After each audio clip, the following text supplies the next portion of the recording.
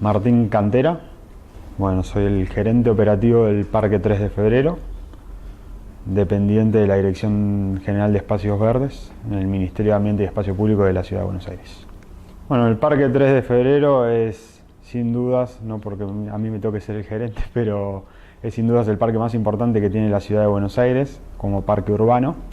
Está ubicado casi en un 95% en el barrio de Palermo, hay un 5% que está dentro de los límites de la Comuna 13, que es específicamente Barrio Belgrano, Núñez, Colegiales, y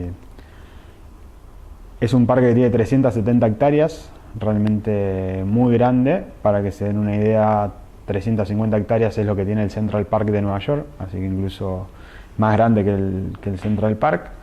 Es un parque que fue fundado en 1875, ya pensado como el gran parque urbano de la ciudad de Buenos Aires, y que venía un poco a copiar, o que se toman ideas de lo que era justamente el Central Park en Nueva York, el Hyde Park en Londres, el Bois de Boulogne en París. Esta idea de justamente parques urbanos pensados como grandes espacios verdes y pulmones de la ciudad.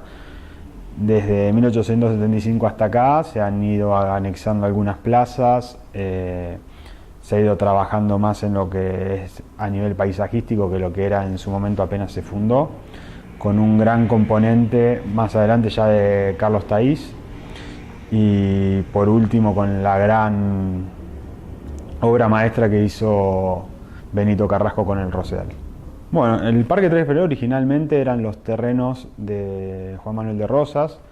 De hecho, debe su nombre justamente a que el 3 de febrero es el día que Juan Manuel de Rosas cae en la batalla de Caseros.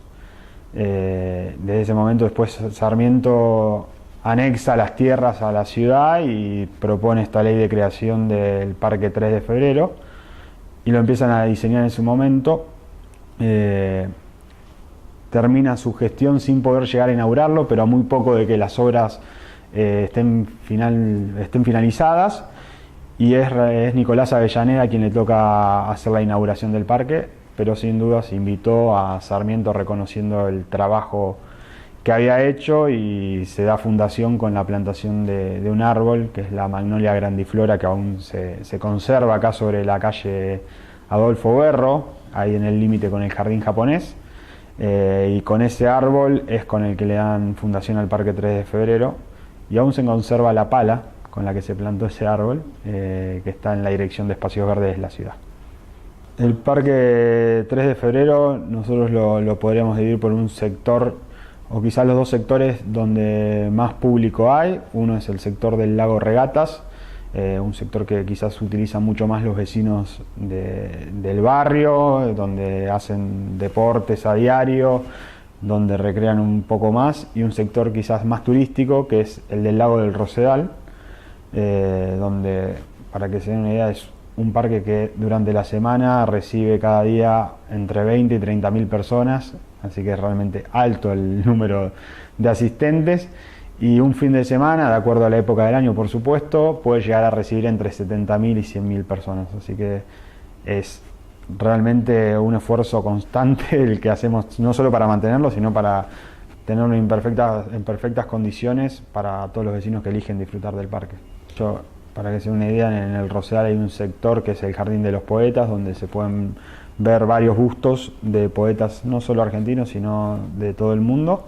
Tenemos una muy importante, como es la obra de Monumento a Sarmiento, que es una obra de Rodin, que es de las pocas obras de Rodin que están en el espacio público, abiertas al público, lo cual tiene un valor inexplicable, que ahí también hay algo de historia porque está ubicada justo donde era el cuarto de Juan Manuel de Rosas, así que en ese sentido es un poco, sé cómo decirlo, sino es una representación como una venganza, por así llamarlo.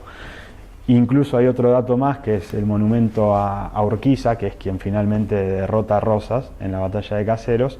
Está mirando, si uno se va y se fija, está mirando lo que era la casa de Rosas, así que ese es otro de los datos de color que tiene el parque en cuanto a su historia. Después tenemos el monumento a Caperucita Roja, que muchos no lo conocen, está ubicado ahí sobre la avenida Sarmiento en Plaza Sicilia. Tenemos el Pensador, tenemos varios bustos a Wysotsky, a Nicolás Avellaneda, fuentes, tenemos una muy conocida como es la Fuente de Neptuno, ahí sobre Figueroa Alcorta, casi llegando a Dorrego. Tenemos la Fuente de los Angelitos en la Plaza González Fernández. Eso no lo dije, pero el parque está compuesto por 37 espacios verdes diferentes, o sea que es como que nosotros estamos trabajando para que se entienda, porque muchos, lo que vemos es que muchos dicen voy al Rosedal, voy al Planetario, voy a los bosques de Palermo, voy a los lagos de Palermo, pero son realmente muy pocos los que dicen voy al Parque 3 de Febrero. O voy a determinada plaza del Parque 3 de Febrero. Entonces estamos trabajando porque nosotros realmente entendemos que esto es un parque urbano y que hay que entenderlo como tal, que tiene una línea histórica, que en su momento cuando Taís pensó el diseño también estaban pensando en, por ejemplo, todo un camino, una arboleda con tipas, que si uno la empieza a ver en detalle ve cómo va cruzando todo el parque y dibujando todo el sector, arrancando por Figueroa Alcorta, siguiendo por atrás de lo que es el ex velódromo y pasando por el medio de la plaza Pueyrredón y Fray Mocho. Entonces hay como toda una conexión paisajística que compone al parque, que también es importante darle difusión. Bueno, vienen muchísimos, sobre todo brasileños, no tengo el número en detalle de cuántos de los que vienen son extranjeros. Lo que sí sabemos, por ejemplo, los días miércoles, que es el día que los cruceros vienen al puerto acá en la ciudad, muchos extranjeros que vienen en esos cruceros, en general brasileños, eligen como excursión venir al Rosedal.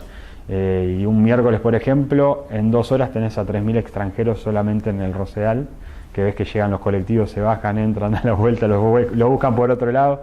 Pero sí, sin dudas hay un nivel de público extranjero bastante grande, sobre todo días de semana, no tanto fines de semana. Son 80 personas que trabajan diariamente para mantener las 250 hectáreas de uso irrestricto que tiene el parque, porque también dentro de lo que es la zona del Parque 3 de Febrero hay lugares que son privados, como por ejemplo en general los clubes, hay lugares que están concesionados y hay lugares como por ejemplo el Jardín Japonés, que tiene mantenimiento propio desde la Fundación Cultural Argentino-Japonesa. Para las 250 de uso irrestricto nosotros tenemos 80 personas trabajando todos los días, no solo en lo que es el mantenimiento diario de la limpieza, sino también en el control fitosanitario de la carpeta cespitosa, en el recambio de bolsas, en controlar, por ejemplo, en el Rosedal, todo lo que es la Rosaleda, que tiene trabajo diario. Los días lunes, para que se dé una idea, está cerrado al público directamente para poder hacer todas las tareas que conlleva tener una Rosaleda espléndida como la tenemos hoy en día. E incluso el Rosedal es el único lugar que tiene 15 personas exclusivamente para mantener ese lugar. Entonces, si uno va al Rosedal, va a ver que requiere un cuidado mucho más importante que el resto del parque. Que en su momento, cuando se pensó más en exóticas, un poco replicando esto que son los jardines franceses.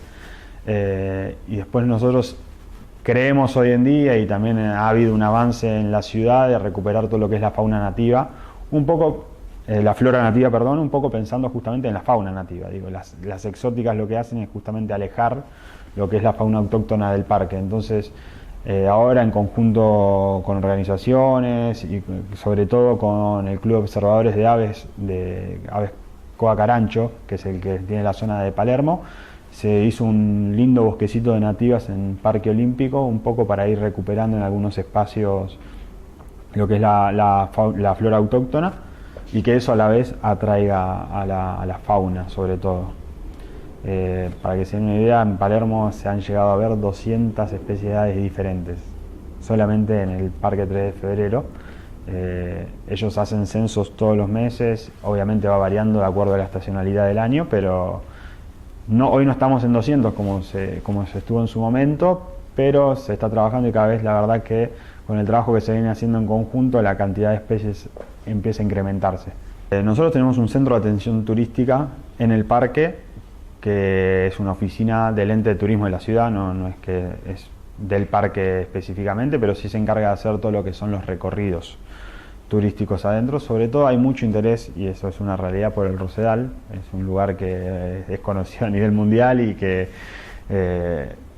todos los que entienden de la temática de Rosas reconocen que es uno de los lugares más emblemáticos, no solo de la ciudad, sino a nivel latinoamericano.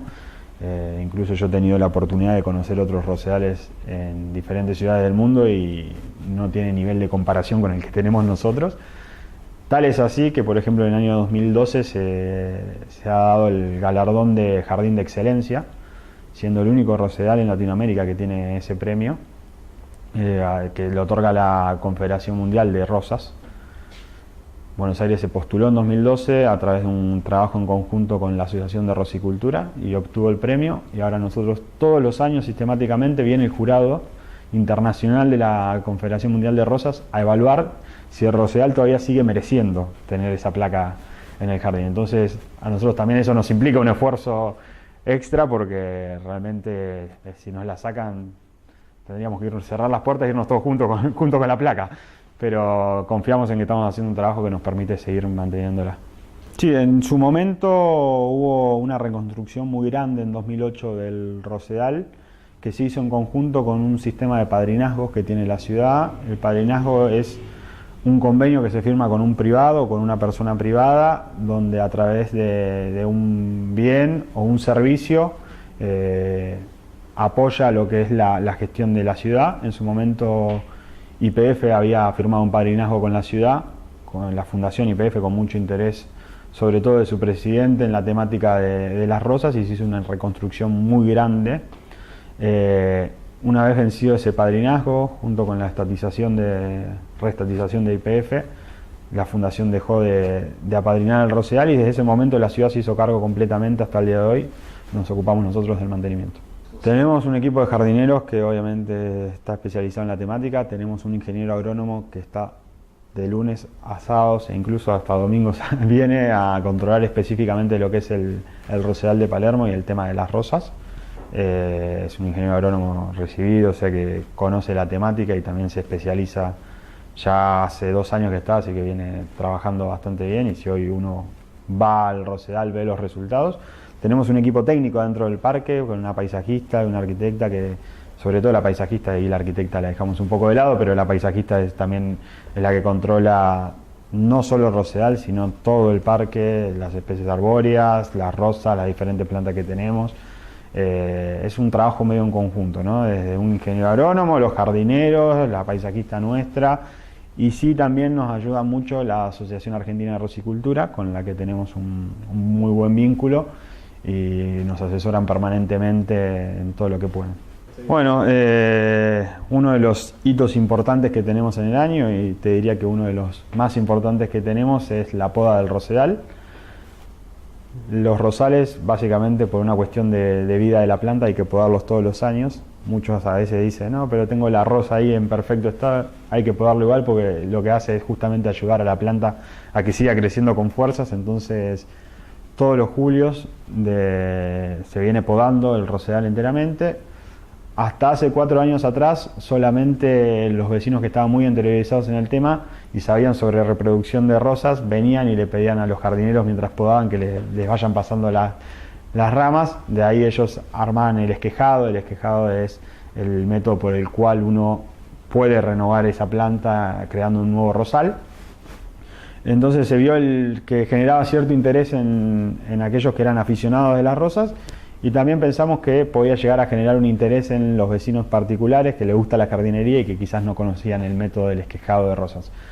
Desde ese momento se empezó a trabajar para hacer una entrega masiva, ya anunciando cómo era el método, qué día se podía venir a retirar, con una entrega organizada, y sobre todo ampliando a los vecinos de la ciudad que quizás no son especialistas en el tema, pero que sí tienen afición.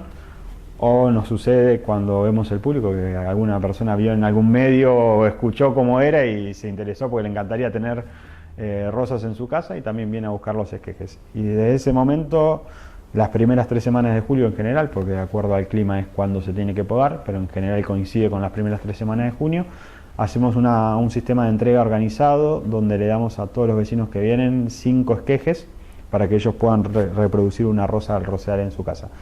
Es algo que lleva tiempo, cuidados sobre todo, pero que la verdad que nos llena de orgullo cuando vemos que al año siguiente viene el vecino a decir que le funcionó, que tiene la rosa y te muestran la foto y te la mandan por las redes sociales. Y incluso tenemos un caso emblemático con una vecina que vino a buscar y hizo el trasplante en la casa, salió una rosa, con esa rosa participó en uno de los concursos de rosicultura y ganó uno de los premios.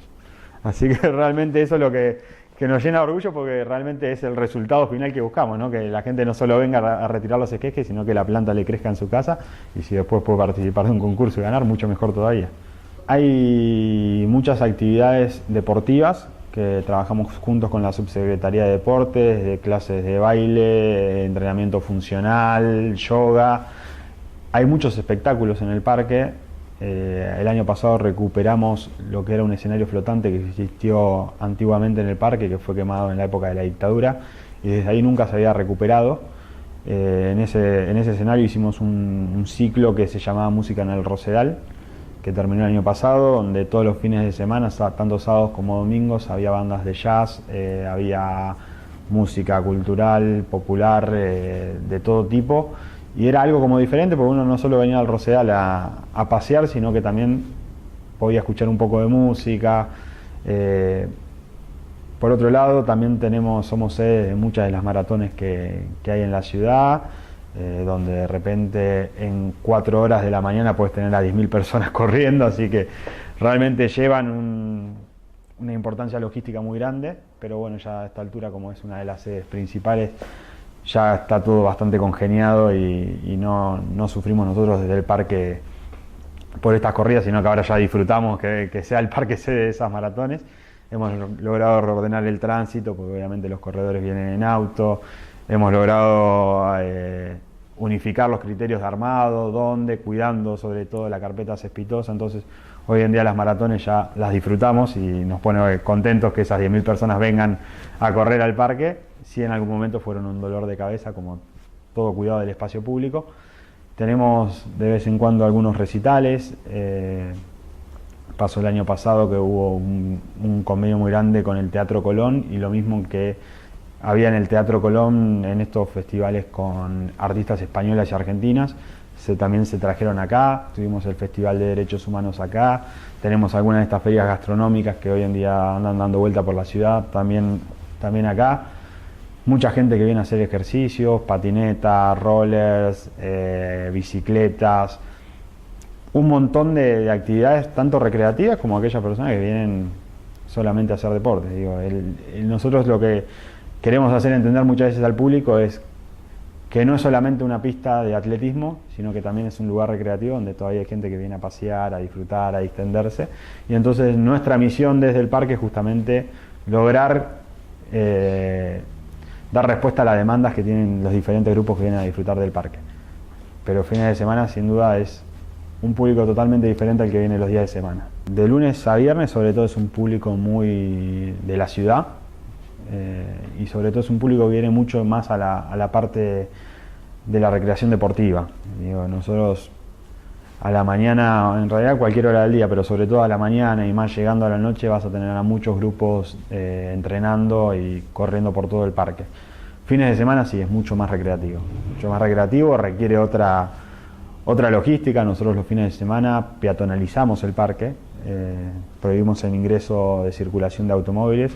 Yo particularmente creo que tenemos que prohibirlo todos los días y que tenemos que apuntar a eso, porque también parte de cuidar el parque es evitar la combustión de los autos, así que estoy trabajando y tratando de convencer a los que tengo que convencer para que logremos la peatonalización total, y un poco tomando el ejemplo del Central Park, que ya peatonalizó el 80% y ahora va por el 100%, así que para mí es importante que dejemos de tener autos pasando por el medio del parque. Se logró ya con algunas líneas de colectivo, pero también me parece que el auto particular, y en esta política de la ciudad de desalentar el uso del auto, sería un buen ejemplo para peatonalizar también quizás algunas arterias más del parque. Bueno, no muchos. Yo te nombré el caso del Bois de Boulogne en París, el Hyde Park en Londres, Central Park en Nueva York, Esos son como un poco los iconos de parques urbanos, ¿no? Después hay otros que son ya lugares recreativos o reservas. Parque del Retiro en Madrid es otro parque que también es muy importante. En Estados Unidos tenés en algunas ciudades más, algunos en Chicago también tenés uno muy grande que ahora no recuerdo el nombre, pero no son muchos los que son realmente parques urbanos. Después tenés áreas recreativas muy grandes. Nosotros acá la reserva ecológica, por ejemplo, tiene la misma cantidad de hectáreas que tiene el parque. Ahora, esas 370 hectáreas de la reserva ecológica son 100% un área de conservación. Que esa es la diferencia que nosotros tenemos con la reserva ecológica, con el jardín botánico, por ejemplo. Son lugares que son de conservación y el botánico incluso es de estudio científico. Entonces, botánicos también tenés en muchas partes del mundo y también muy interesantes. Ahora tiene una misión totalmente diferente a lo que es un parque urbano, y un parque urbano tiene una misión totalmente diferente a lo que es una plaza que puedas tener ubicada en las distintas comunas de la ciudad. Hay parques no más grandes que este, sino que también son muy importantes. Parque Lezama, tenés Parque Centenario, Parque Chacabuco, Parque Micaela Bastidas en Puerto Madero. Son plazas que son muy importantes para la ciudad. Parque de las Heras acá en Palermo también, pero que no llegan a ser el parque urbano que significa el Parque 3 de Febrero para la ciudad.